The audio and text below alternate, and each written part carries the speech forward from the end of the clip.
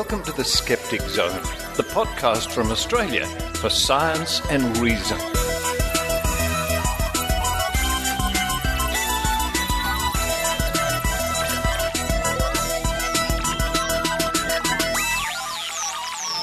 Hello and welcome to the Skeptic Zone, episode number 337 for the 5th of April 2015. Richard Saunders here with you, enjoying Sydney Skeptics in the pub. With me are a couple of people I think you know. It's Jo Alabaster. And Maynard here, holding the mic and waving it around. Well done, Maynard. Yes, we're here having a great time at Sydney Skeptics in the pub. Had a really interesting talk tonight about fad diets. Maynard, have you ever been on a fad diet? Well, look, I have a bit of an Oprah thing going on in that I've fat-busted my house, which, or despite having the Oprah thing in there, it isn't, Gabrielle told me it wasn't a bad idea. Just get all chips, chocolate, biscuits, ice cream out of your house, so if you do feel like having it, it's not there. And the service station's shut by the time I feel like having it, so I'm right. Sounds like good advice to me, Maynard. Although the all-muesli bachelor diet she wasn't so keen on, but you'll have to have a listen to that later. I've had some pretty strange diets in my time, I must admit, but the best diet I've ever discovered is the eat less, exercise more diet. Which is the basic one. What about you, Jo? Oh, goodness, I'm actually calorie counting at the moment, and I'm wondering, going on Gabrielle's talk, whether I'm going to send myself a bit crazy with it. Yeah, because that can get a little bit obsessive too, can't you, when you're dealing with straight numbers like that? Yes, certainly. Yeah, well, you've been calorie counting for quite some time, but every time I ring you, you're at the gym. I don't think you're actually exercising. I think you're having a beer there, but it's very nice anyway that you go there, Richard. It's that sort of gym, Maynard. That's not a gym. Coming up on this week's show, I talked to Dr Keren Landsman from Israel about her efforts to help combat the anti-vaccination movement in that country. Is it quite strong? Sadly so, yeah. There's a foothold there, but Dr Keren Landsman and her friends are doing something about it. We'll find out more about that soon. We have also a report from Jo Alabaster. Evidence, please. Yeah, what are you on about this week? I'm on about World Homeopathy Awareness Week and raising awareness about homeopathy.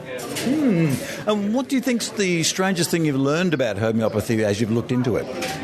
Oh, goodness me. The thing I actually find strangest is the number of homeopathy proponents who are willing to find me on social media and talk to me and kind of push a point that I think I've already addressed, or they're not actually interested in discussing the argument they're trying to make per se, so much as just making the argument again and again and again without actually getting into it.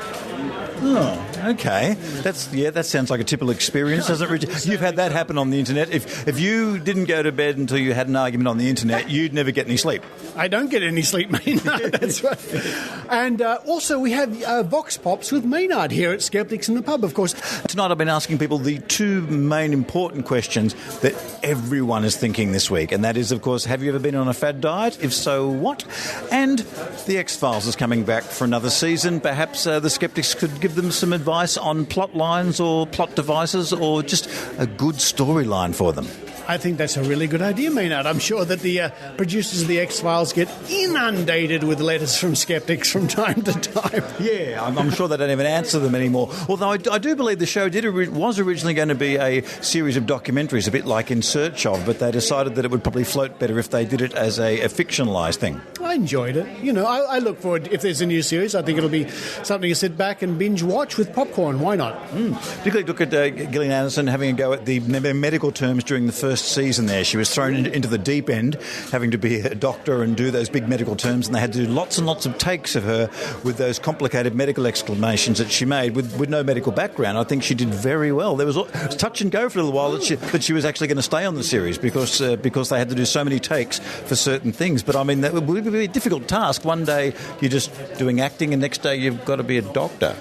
And you have to repeat like words such as phenylalanine and phenylketonuria. And right. Yes. Yeah. And really appear like you know what you're talking about. I try. All right, I think it's time for us to run back inside to the main room there where everybody's having a good time. Crack open another bottle of champagne. What do you say? That's a good idea because it's gluten-free. It is. And while we're enjoying that, I hope you enjoy the Skeptic Zone.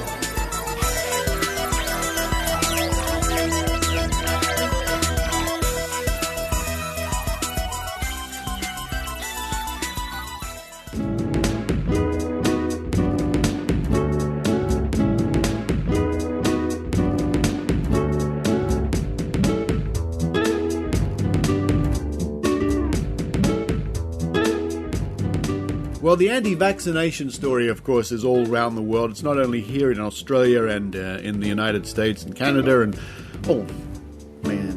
Great Britain too, and parts of Europe where the anti-vaccination brigade are out in force. There's also a problem with this in, of all places, Israel. And joining me on the line now, all the way from near Tel Aviv, is Dr. Keren Landsman. Hello. Hi. Good to be... Hi. I'm very well this morning. It's a bright, beautiful day here in Sydney, Australia. It's as we're recording this, it's Saturday here, but I think it's very late for you on Friday night. Yeah, it's almost midnight here. Now No, it's okay. I'm very grateful. You've got out of bed for me. You're there with your blankets and your cup of tea to try and keep warm, and you're chatting to me. Actually, I think it's just the opposite. It's just the opposite, isn't it? Yeah, it's good. It's way too hot in here, and we can barely breathe without air conditioning. It's a good thing we have air conditioning. I think somebody should warrant a Nobel Prize for whoever invented air conditioning. I'd have to agree. Coming from Sydney, Australia, which gets pretty hot in the summertime, and to where you are, which I imagine is more or less the same thing. Yeah, we're right near the summer. It feels like summer. I can't wait. I can't wait till July and August, the height of the summer here. It's going to be horrible. Good luck with that. Good luck with that. Now, Keren, before we really get into this, what's this thing that I notice online? Reality bugs. Oh, that's my blog. Oh, I have a blog. It's a blog called, in Hebrew, it's a Hebrew blog called The End of the World, A View from the Balcony. It's about different public health hazards and things that will kill us eventually.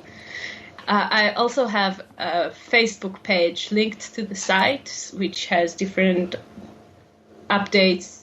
I try to update it daily. I usually only update it weekly because, life. But I do my best.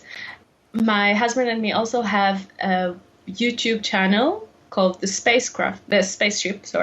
It's an online show. We record once every 2 weeks. And we've got this lovely panel of 2 astrophysicists, 1 geophysicist, who's my husband. He's also a space engineer. He's going to land a ship on the moon, a robotic ship on the moon. He's in Space IL. Wow, that's They're exciting. going for the Google X Prize. Yeah, he's so awesome. My husband is really awesome. You want to interview him? He's on the room next door.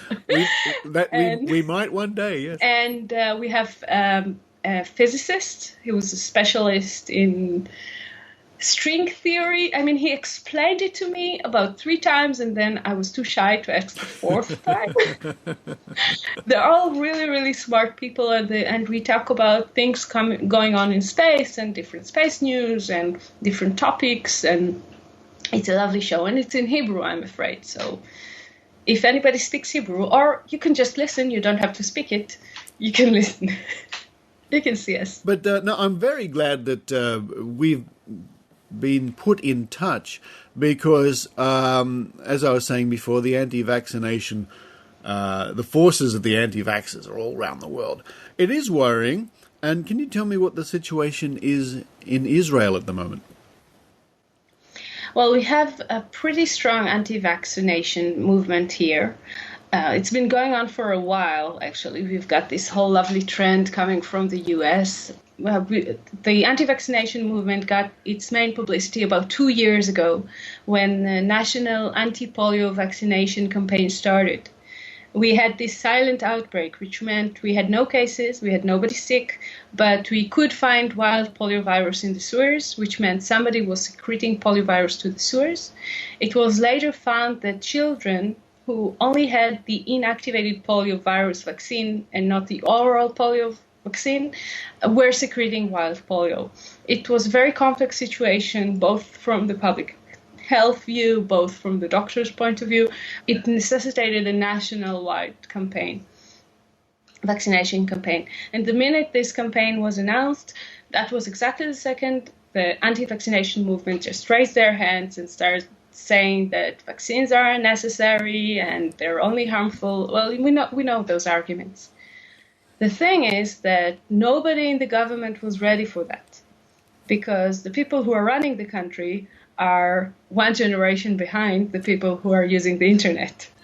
And as much as I like most of those people, but they're like, Facebook, why do you need to say anything about Facebook? Just people should do what we tell them.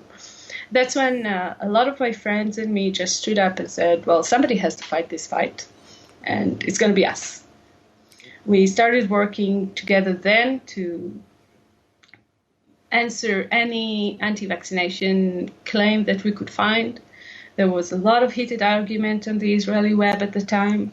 It was very hard. We lost a lot of hours of sleep over that.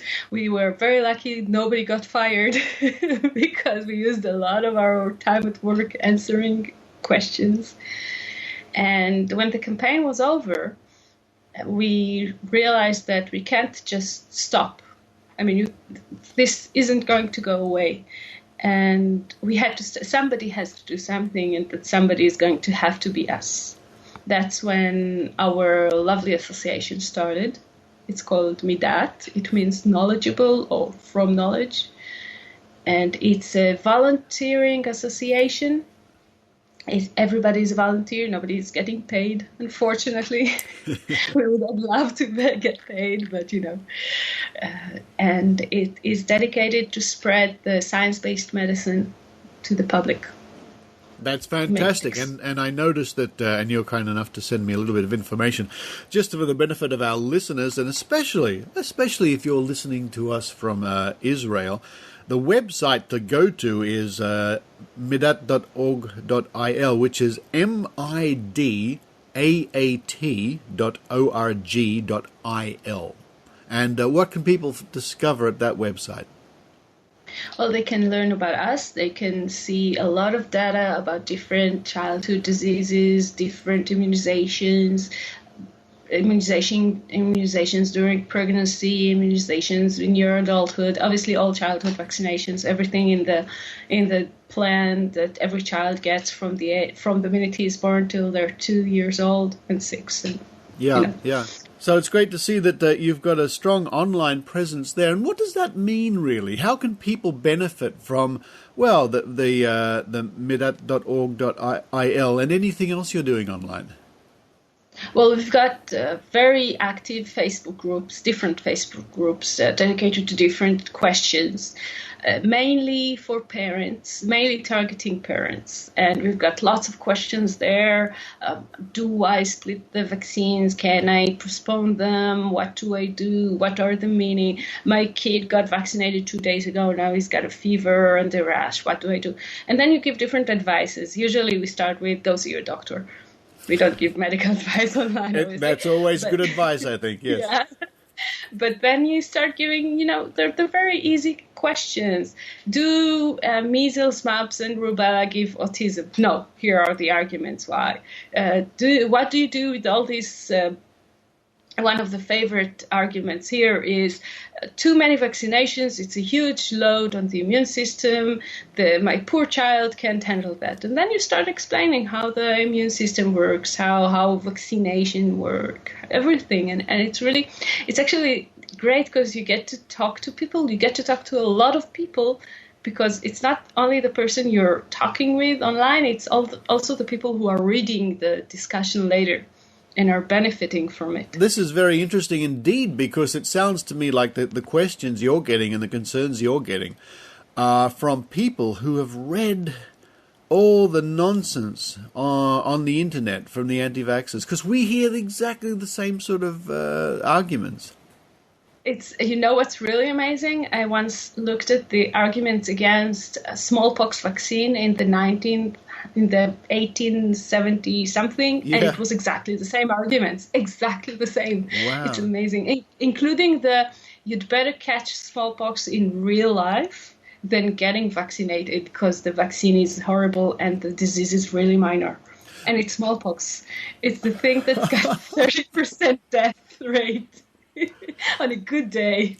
Well, you may have heard that but the people in Australia, that and I'm sure in other parts of the world, the anti-vaccination people, many of them insist that the measles and mumps and these sort of diseases are natural, wonderful things, and children should get them and just be sick for a few days, and they're all happy and lovely afterwards.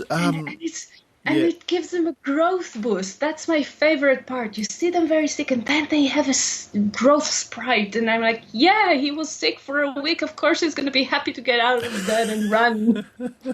Why do you want your kids to be sick? We have different... By the way, one of the interesting things is what brought everybody to our group, to Maynard. We have... I mean, I'm obviously a doctor, and we've got pediatricians, and we've got GPs, and we've got all different doctors and nurses, well, we're there because it's what we do. But then you look at the different volunteers, and some of them are parents, and some of them are people who well, how shall I put it? They're, what's the term? The vaccine, not vaccine injury. There's this medical term they use. You know what I'm talking about? My child is... damaged. Sorry. No? Vaccine damage. I know what it's like in Hebrew. I'm just missing the term in English. It's the Jenny McCarthy claim. My child was hurt by vaccines. My child. They'll say they're either vaccine injured or vaccine damaged. Vaccine injured. That's it. So we've got vaccine injured people in our group, and by vaccine injured, I mean we have one of our wonderful volunteers whose immune system isn't working because she had the bone marrow transplant in her past. And now if she will even see a child with measles, she might die. And we have another volunteer, a very major leading character, who got pertussis because nobody vaccinates against pertussis in her hometown. So she got pertussis, she was really, really sick, and she cracked a rib while coughing from pertussis. So we've got vaccine-injured people, lack of anti-vaxxers injured people. Oh, that's terrible because in our past we can read reports of children with pertussis or whooping cough breaking ribs and all sorts of things from violent coughing. It must be just so bad. And now, of course, Israel is a very different country to Australia. What's the medical situation? Is it difficult to get vaccination out to the population in Israel? Well, no, that's the funny thing. Vaccines are not obligatory by law, but they're free. They are given for free for every child, everybody. You don't even have to be a citizen in order to get them.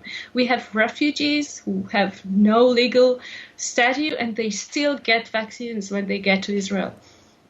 It's really, really easy to get them. There's world shortage of whooping cough vaccine right now, but other than that, I mean, that affects the entire world. Yeah. Other than that, it's really easy to get vaccines, and there's no reason not to get them, unless you read all this, misconception and lies on the internet, and then you think that vaccine will give you a third eye or something. It's true because as we can now see, it's a real problem worldwide of these well-meaning parents worried about their children going to the internet, looking up vaccination, what should I do, or something like that. Maybe they're even trying to look up the best way to get their children vaccinated, and as soon as they put their search in, up comes conspiracy theories and nonsense and discredited arguments. But they're put in such a way on the internet that they seem real, and I'm sure a lot of parents get scared. Yeah, I mean, if you look for vaccines in Hebrew, you get the Ministry of Health site, which is, an official site, and nobody can trust it because it's official. And you get one site from a hospital called Wolfson Hospital, which is a great site, but it's just one site, and that's it. The entire web in Hebrew, up until a few months ago, was entirely made out of conspiracy theorists, and that's it. That's one of the reasons we've got Maynard, is to have more data online, to come up in search engines. Wow, that's frightening. That's frightening. But I'm very glad that people like you can see that there is a need for something like Midat and get yourselves organized and get it together. So I'm very pleased that you've had the opportunity to speak to the Skeptic Zone today about it. We should have been done with polio. You know what's so frustrating about this polio situation 2 years ago? Polio was supposed to have been eradicated 10 years ago. We shouldn't have had this problem to begin with. It's only because anti-vaxxers that we have it. It's driving me insane, I tell you.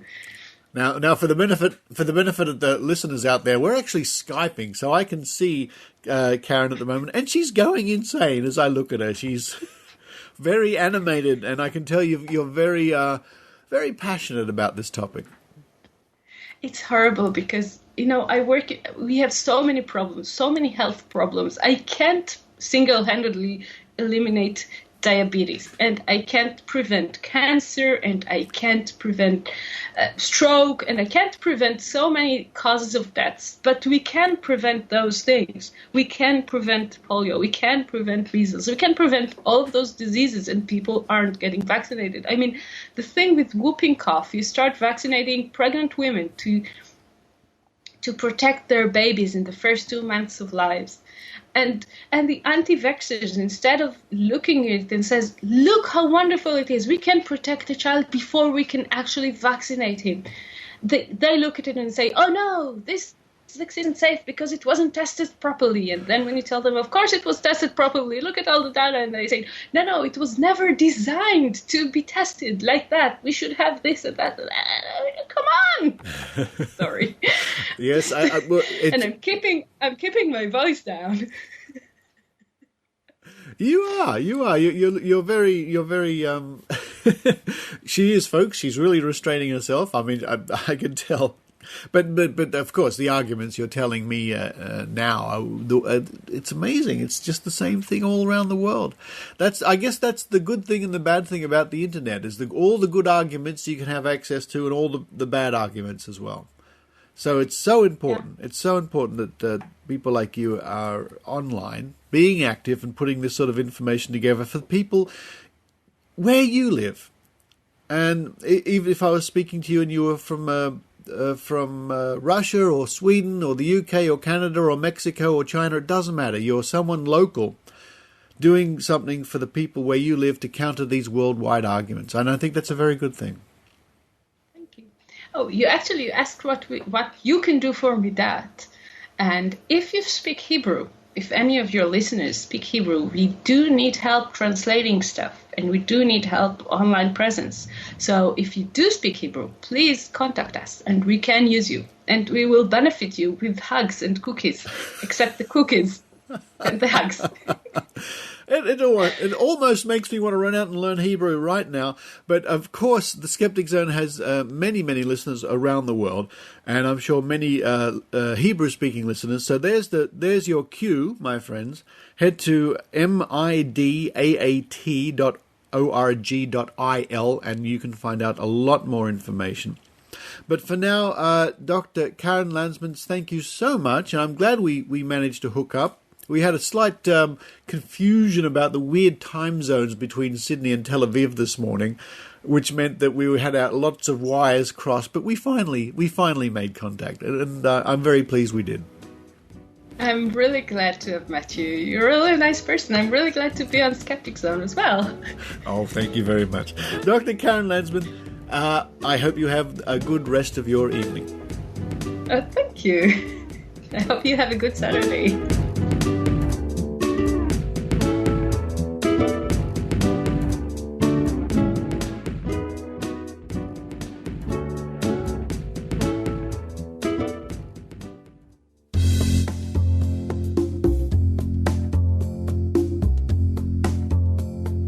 Hej svenska skeptiker! Du vet väl att vetenskap och folkbildning inte bara är trogna anhängare av The Skeptic Zone utan också arrangerar föredrag, pop-science-quiz och skeptikerträffar runt om i Sverige. Gå in på www.vof.se för att spana in vad våra 7 olika lokalföreningar runt om i landet har på gång. Och om du bor i en stad där det inte finns någon lokalförening, varför inte starta en själv? Jag pratar med dig, Umeå. Hello all skeptics in Sweden. I'm sure you already know that the Swedish Skeptics Association not only is a big fan of the Skeptic Zone, but that we also organize lectures, pop science quiz and Skeptics in the Pub all over the country. Go to www.vof.se to see what our 7 local chapters are up to. And if you live in a place where there is no local chapter, why not start one yourself? I'm talking to you, Umeå.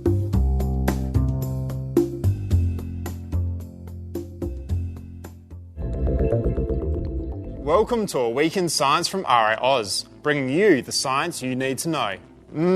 Chocolate, one of the world's favourite sweet foods. Words cannot describe how much I love chocolate.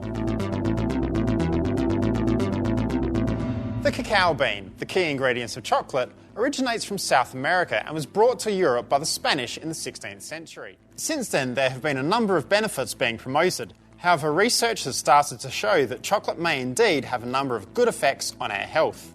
In particular, cocoa is a rich source of flavonols, chemicals which have an anti-inflammatory effect. They accumulate in the brain regions involved in learning and memory, especially the hippocampus. Flavonols have also been shown to increase blood flow to the brain.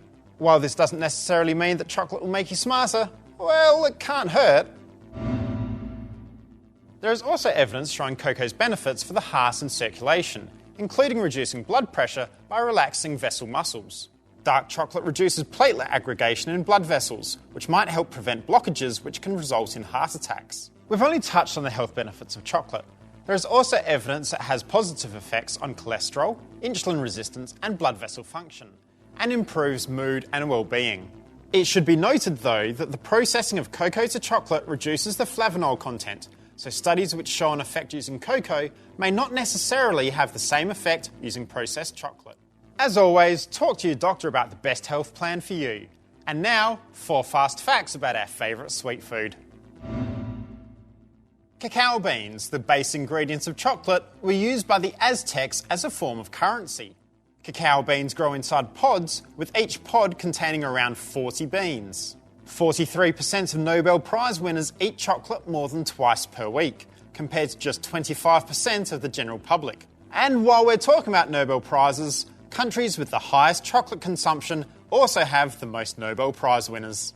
That's it for this Week in Science. Want to find out more about chocolate? Who wouldn't? Go to the RiAus website, riaus.org.au.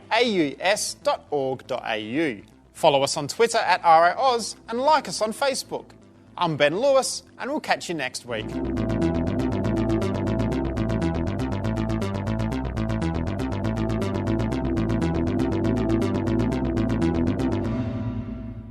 On Maynard.com.au.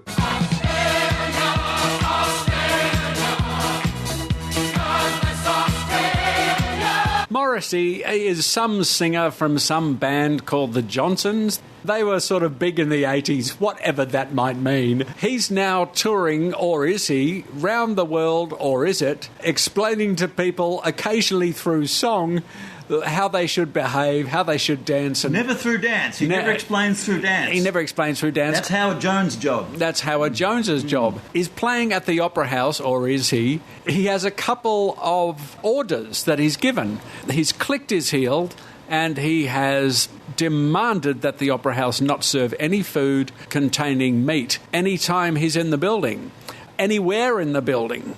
He just wants people to either be drinking water or eating vegetables, just vegetables by themselves.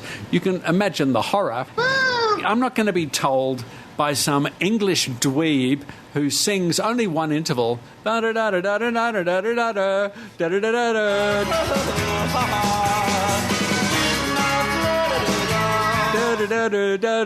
a car alarm, how I'm supposed to behave, what I'm supposed to eat, and what I'm supposed to wear. Morrissey, step off. That has been Tim Ferguson's right of reply, whether you ask for it or not.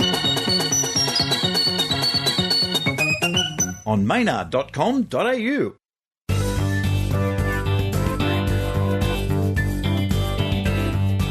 What we want is some more evidence, please. Here's Jo Alabaster. Hello, this is Jo Alabaster. World Homeopathy Awareness Week is approaching once again, to take place from the 10th to the 16th of April 2015. Last year's World Homeopathy Awareness Week took place just as the NHMRC's draft information paper examining evidence on the effectiveness of homeopathy in treating health conditions had been made public, which led to a substantial amount of awareness raising via the media that homeopathy is not an effective modality. Similarly, this year, World Homeopathy Awareness Week is taking place the month following the release of the NHMRC's completed review on homeopathy. This review has led to headlines stating the findings that homeopathy is no more effective than a placebo, which makes for some fine public awareness of homeopathy from an evidence-based perspective. World Homeopathy Awareness Week's theme for 2015 is Homeopathy for Infectious Diseases. Now, there is no evidence for nor plausible mechanism by which homeopathy can be of any use in treating infectious disease, and I feel that it's highly unethical and very dangerous to mislead people by claiming such, particularly in the midst of the US's current measles outbreak and the ongoing Ebola epidemic in West Africa. The belief that homeoprophylaxis, also referred to as homeopathic vaccination, provides any protection from diseases which ought to be prevented with immunisation leads to parents falsely assuming that they've adequately addressed preventative health care. This false sense of safety is both incredibly dangerous and cruel. Homeoprophylaxis, and homeopathy in general, cheats consumers into believing that they're looking after their own and their children's health. Now, speaking of unreliable and non-credible health advice, the organisers of World Homeopathy Awareness Week have uploaded an image as their cover photo on the Facebook page for World Homeopathy Awareness Week 2015, featuring a pro-homeopathy quote attributed to Mahatma Gandhi. Quote, "Homeopathy cures a larger percentage of cases than any other method of treatment and is beyond doubt a safe, economical and a most complete medical science." End quote. Mahatma Gandhi is a widely influential and highly esteemed man, a peace activist, civil rights pioneer, and the preeminent leader of the independence movement in British-ruled India. His philosophies regarding human rights, non-violent civil disobedience, and the nature of humanity are valued by many people worldwide. Did this qualify him to speak on matters of medicine and health with any authority, though? He had no medical training or expertise. He was educated in law, but nonetheless penned a treatise on health matters in which he noted, quote, "I have arrived at certain definite conclusions from that experience, and I now set them down for the benefit of my readers." End quote. A Guide to Health by Mahatma Gandhi is available as a free ebook courtesy of Project Gutenberg. It contains some quite fantastic claims and philosophies about the human body and the nature of disease, which are gently described as ill-informed. For example, quote, "The world is compounded of the 5 elements, earth, water, air, fire, and ether. So too is our body. It is a sort of miniature world. Hence the body stands in need of all the elements in due proportion, pure earth, pure water, pure fire or sunlight, pure air, and open space. When any one of these falls short of its due proportion, illness is caused in the body." End quote. On the cause of fever, quote, "As most fevers are caused by disorders of the bowels, the very first thing to do is to starve the patient. It is a mere superstition that a weak man will get weaker by starving. As we have already seen, only that portion of our food is really useful which is assimilated into the blood, and the remainder only clogs the bowels. In fever the digestive organs are very weak, the tongue gets coated and the lips are hard and dry. If any food is given to the patient in this condition, it will remain undigested and aid the fever. Starving the patient gives his digestive organs time to perform their work, hence the need to starve him for a day or two." End quote. Now here's Gandhi on smallpox. Quote, "In fact, it is caused, just like other diseases, by the blood getting impure owing to some disorder of the bowels. and the poison that accumulates in the system is expelled in the form of smallpox. If this view is correct, end quote, it isn't, quote, then there is absolutely no need to be afraid of smallpox. If it were really a contagious disease, everyone should catch it by merely touching the patient, but this is not always the case, end quote. Incidentally, Gandhi is highly quotable by anti-vaccination campaigners. Quote, "Vaccination is a barbarous practice, and it is one of the most fatal of all delusions current in our time, not to be found even among the so-called savage races of the world." End quote. On First Aid for Burns, quote, "If the skin has simply got red by the burn, there is no more effective remedy than the application of a mud poultice. If the fingers have been burnt, care should be taken when the poultice is applied that they do not touch against one another. This same treatment may be applied in cases of acid burns and scalds of every description." End quote. Gandhi himself ruminated on whether indeed he was qualified or correct in writing on health matters. Quote, "One question which I have asked myself again and again in the course of writing this book is why I, of all persons, should write it. Is there any justification at all for one like me, who am no doctor, and whose knowledge of the matters dealt with in these pages must be necessarily imperfect, attempting to write a book of this kind? My defence is this. The science of medicine is itself based on imperfect knowledge, most of it being mere quackery. But this book, at any rate, has been prompted by the purest of motives. The attempt is here made not so much to show how to cure diseases as to point out the means of preventing them, and a little reflection will show that the prevention of disease is a comparatively simple matter, not requiring much specialist knowledge, although it is by no means an easy thing to put these principles into practice. Our object has been to show the unity of origin and treatment of all diseases, so that all people may learn to treat their diseases themselves when they do arise, as they often do, in spite of great care in the observance of the laws of health." End quote. Unfortunately, pure motives are not enough when it comes to dispensing health advice, and nor was Gandhi necessarily qualified to pass judgment that most science-based medicine is mere quackery. It's also pertinent to remember that Gandhi wrote this treatise in 1921. Our body of knowledge in the field of medicine has grown immensely over the past century.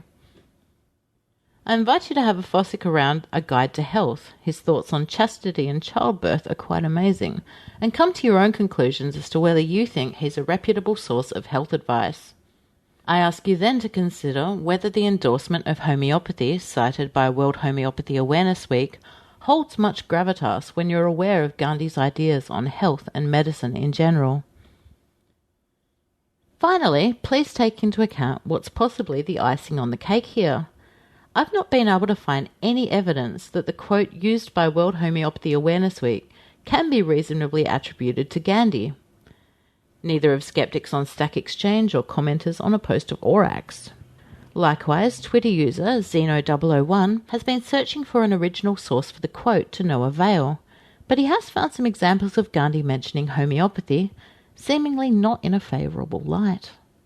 The only place I've found the Gandhi quote, "Homeopathy cures a larger percentage of cases than any other method of treatment and is beyond doubt a safe, economical and most complete medical science," or any variations thereof, have been on pro-homeopathy sites, not in any independent archives of Gandhi's writings or speeches. As such, I think it's a fair call to label the quote as unverified. So to summarise, the World Homeopathy Awareness Week organisers have used an unverified quote from a source whose health advice is highly questionable to promote awareness of a modality for which there is no evidence of efficacy in treating disease greater than that of a placebo. World Homeopathy Awareness Week 2015. Once again helping to raise public awareness that homeopathy is bulldust. For more Evidence Please, you can find my blog at evidenceplease.net. Evidence Please is also on Facebook, and you can contact me on Twitter at Jo Alabaster.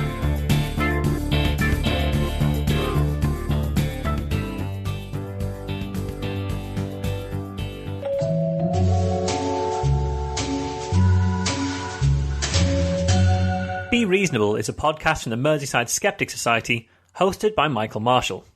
In each monthly interview, we'll examine beliefs from outside of the mainstream, exploring how those views are constructed and what evidence people feel supports their case. On the latest episode, I'm joined by Alan Butler, an author and historian who believes the Moon and Ceres have a far different origin than most astronomers realise.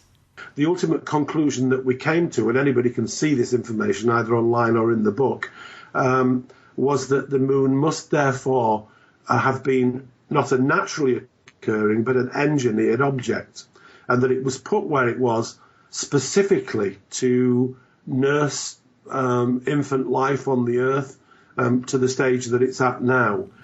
Hear what Alan had to say, as well as finding back issues of the show, by visiting merseysideskeptics.org.uk/podcasts or searching Be Reasonable on iTunes.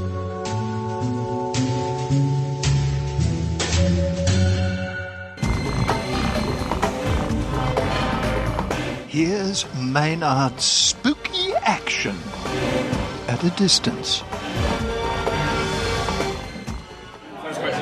Well, I'm just here at Skeptics in the pub in Sydney. Everyone's rushing around. People are going to the bar, people are eating chicken, and people are eating very carefully because we have a dietitian coming on to talk to us later about healthy eating. So everyone's trying to eat as healthily as possible or be seen to eat as healthily as possible. We have someone who comes here every once in a while. Who have we got? Matt Possel. And how often do you come along to Skeptics in the pub? Twice. Do you call yourself a bit of a card-carrying skeptic, or you're a fellow traveller or a camp follower? I literally have a pack of cards in my bag. Cool. Now, tell us, have you ever followed a fad diet? I'm asking people about fad diets since we've got a dietitian here tonight. Have you ever been on a fad diet? Yeah, I did the Atkins diet for a little while. Okay. Right. Yeah. Okay. And how did you go on that? Did it actually work? Was it the fact you were following something that it worked, or how did it go? It's just because I wasn't eating like 90% of what I normally eat. So, yeah.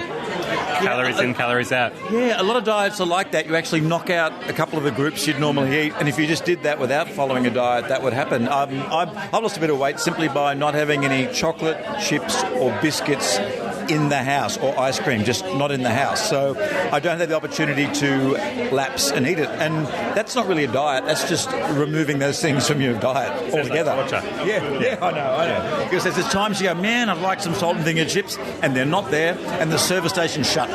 Yeah, that'll do it. And the other question we're asking people tonight, Mr. Atkins diet, is that the X-Files are coming back for a 6th season. That's right, the X-Files are back. And we're thinking, well, with a bunch of skeptics here, we could offer them some fantastic plots for their episodes. You got any idea what might make a good plot or an idea they could work with? I reckon an episode where they are in a NASA facility. And that the episode doesn't have to be about it, but if they just walked past a moon set just in the background, that'd be awesome. A bit like in the James Bond movie, the one Diamonds Are Forever. I think there's a scene where they're filming the moon mission being faked in that. Yeah. Or Capricorn 1, which is another great conspiracy one. Yeah, just a little moon landing Easter egg. That'd be awesome. And Mulder could just quickly do a double take while keeping walking. Yeah. That's cool. Hey, what is your favourite conspiracy theory, by the way? I like to ask people that while we're here. Is there one that you go, that's an interesting one, or man, I just can't get enough of that one, makes me laugh? The Illuminati is pretty interesting, I reckon, because it's so attractive to think that there's a big cabal behind the scenes. And it's so nebulous too, because depending on who you talk to, they can be different sort of people altogether. Yeah. So I think everyone thinks it at some point, because they always think the government is like working nefariously in some way or another. So yeah, it's a very easy conspiracy theory to think of. Yeah. Look, just this week I've heard some great stuff on a few of the shows I listen to. I've heard some great flat Earth stuff, which you think everyone's given up on that, but it's making a comeback. Yeah, it's there's not much to say about that one. And of course I do ask everyone this, and I don't believe we've spoken before, and that is, if there was one sort of, what's the favourite woo that gets your goat, the woo that annoys you the most? Oh, it's got to be homeopathy. Okay. It's got to be homeopathy. Because? Oh, it's just there's so little evidence, and it's so implausible, and yet it's still around. Oh, here with Jo Alabaster, who you probably hear all over this episode doing various things. What have you been up to at your bat cave up there in the mountains? I've been batting, Maynard. Yeah, well, I tell you what, and I think you're in the Skeptical magazine this month, aren't you? I I'm in there twice, actually. My report on what happened at the convention this year, and also a report on chemtrails, which is an adapted podcast. Wow. That's pretty cool. Now, we've been talking about the X-Files, we've been talking about fad diets. We've got a dietitian here tonight. Have you ever tried a bit of a fad diet?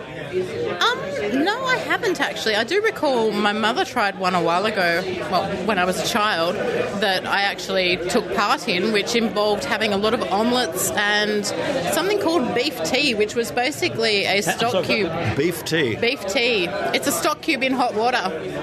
And somebody's giving me the thumbs up here. So any idea how this diet was supposed to work? I'm guessing that it was sort of a reasonably high-protein, very low-carb kind of issue, so maybe a Proto-Atkins. Oh, okay. Yeah. Okay. Yeah. And we're asking everyone about the X-Files because, Mulder, a sexy guy, Gillian Anderson, a sexy woman, and they're both scientists, kind of, except he's not, but thinks he is. Come on, David Duchovny with his pants off, for goodness sake. He's no David Bowie, but he's coming pretty close, I suppose. Yeah, well, he's probably second to Kyle MacLachlan, I reckon, in the pants-off department. David Bowie. Still going with Bowie. Hi, Lindley. Okay, if you could do or be involved in an X-Files plot for an episode, what would it be, Jo Alabaster? Oh, see, I've got two favourite episodes, but I'm going to go with the one that was the most fun. The one that actually had Jim Rose and the Enigma in it. There was one based on freak shows. I'd like to see more of that, actually, because I find that sort of thing quite fascinating. That's cool. Just for the record, my favourite one is the episode that has the alien abduction at the beginning and the alien abductors get alien abducted. It's fantastic. It's got Charles Nelson Riley in it. What more could you want? The toughest man ever to be on television. David Bowie. Oh, look, David Bowie's no Charles Nelson Riley, I'll have you know that. William Shatner. William Shatner should be on an episode of X-Files. What was I thinking? James Spader, actually. I'm going to go with James Spader. James Spader. We could get Bruce Danny Willis, Kaye. Kyle MacLachlan and William Shatner on the same episode of the X-Files. Why not go a Boston legal crossover? Oh, look, I'm hyperventilating. I'm going to have to sit down. It's just Well, we're here with Jessica Singer now. Oh, have you ever been on a fad diet? You strike me as someone who probably would never have done that. You're absolutely right. I have never been on a fad diet. Firstly, I love food too much. I love all types of food, and that's from being quite a fussy eater as a child. So I'm quite proud that now I eat things from all food groups. So what about any peer group pressure to go on a fad diet at any stage? Has no effect on me whatsoever. Like I said, I love food too much. Also, my mother-in-law is a dietitian, so I have access to a lot of very sound, common sense, scientifically based information on good diet, good nutrition, and all of that. You're a complete aberration. You are. Good. Well, not so much. I don't think I'm an aberration because my weaknesses are the 4 C's: chocolate, champagne, cheese. Oh, and ice cream. I thought you were going to say cocaine. I thought, which explains why you don't gain weight. But no, champagne, of course, yeah. Right. No. I actually do gain weight. I'm very careful about what I eat, but I make sure I have a balanced diet, and I make sure that I have a nutritious diet as well, with all the vitamins and minerals that I need for good health. Well, let's move from one end of the alphabet to the other. You've talked about the C's. Let's talk about the X-Files. They're coming back, and of course, everyone thinks David Duchovny's sexy. He's almost up there with William Shatner. I think he's over and above William Shatner. Okay, well, we'll agree to differ on that one there. What do you think could be a possible plot for their season? Oh, well, if we're talking about diet and nutrition, why not poisoning and yes. So there's something everyone's eating, and it turns out that it's some sort of plot to poison us. Yeah, dastardly deed, a conspiracy. A psychopathic poisoner who spikes something with, spikes some very basic food. That sounds fair. Yeah, like something that's even more insidious than fluoride. Yes. Yeah. Yes. Okay, there you go. Yes. Well, look, thank you for your input on that one. I'll send that straight off to the producers. Thank you very much. I want a royalty, please. Well, I've got a reasonable, healthy-looking man here. Who have we, sir? Richard. Richard, ever gone on a fad diet? Not so much fad diets. I've tried various products, including a substance that's supposed to expand in your stomach. Oh, that one, right? Yeah. Okay. And how did you go on that? Did you have a rebound effect with it, or did you just give it away? I gave it away. It didn't work. Okay, well, that's fair enough. And what about an episode of The X-Files? We've been asking people, the X-Files are coming back. Well, any plot device or idea you think they could use in their episode that you've been thinking of? Oh, look, the age-old formula, beautiful women, sex and monsters, never fails. Yeah, that's true. That's true. Well done, yeah. You should be a Hollywood producer, man. Yeah, just put words in a hat. Sex. And David Duchovny with no pants. Well, following his career, what he's done something called the Red Shoe Diaries. Oh yeah. He's done the X-Files, and then he did California Fornication. Yes. Seems to be a theme going here. I think there is. Yeah. We'll want that. Thanks for your help. Yeah. We'll get straight onto them about that. Yeah. I'm just watching at a discreet distance Richard Saunders wowing a table of people with his spoon bending. A whole bunch of people haven't seen it, and of course they're wondering how he bends it. I wonder that myself sometimes. Let's listen in as Richard wows the table with his spoon bending, apparently paranormal ability. But if you fatigue them enough at this point, then you get metal fatigue and they'll break, right? So presumably that's what you're making happen. All I can say is I don't know how I do it.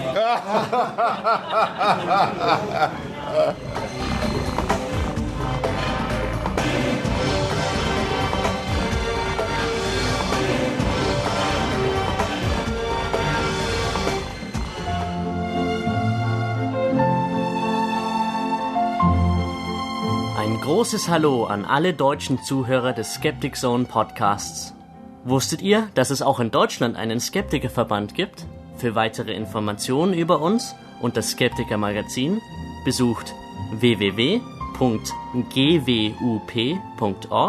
Ich wiederhole, www.gwup.org und unsere offiziellen Facebook, Twitter und Google Plus Seiten.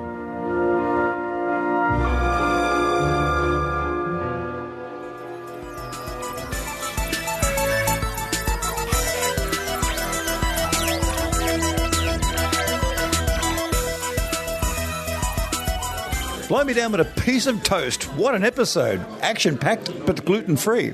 Gluten-free. I do enjoy a gluten-free Skeptic Zone. I have my gluten with other podcasts, you know. Yeah, I feel like I've gained no weight whatsoever during this show. How about you, Jo?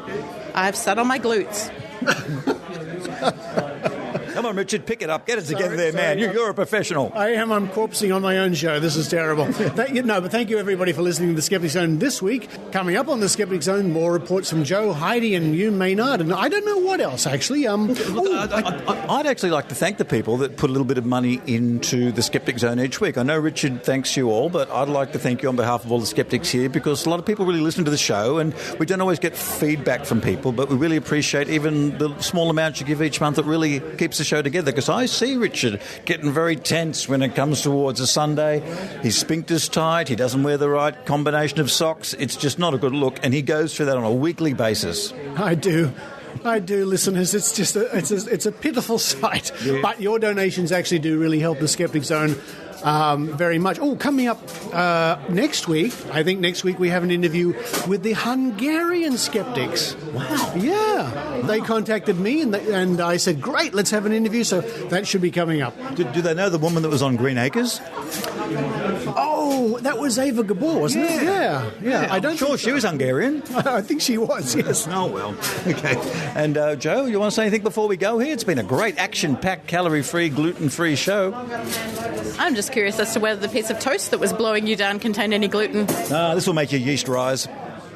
I couldn't have said it better myself, Maynard. I couldn't have said it better myself. But for this week, this is Richard Saunders, Maynard, and Jo Alabaster signing off from Sydney, Australia. And it's pronounced phenylalanine. I'm going to go get some right now. You've been listening to the Skeptic Zone podcast. Visit our website at www.skepticzone.tv for contacts, an archive of all episodes since 2008, and our online store. Please support the Skeptic Zone by following us on Twitter @Skeptic Zone, liking us on Facebook, and leaving a review on iTunes. You can also show your support by subscribing via PayPal for as little as 99 cents a week. The Skeptic Zone is an independent production. The views and opinions expressed on the Skeptic Zone are not necessarily those of Australian Skeptics Inc. or any other skeptical organisation.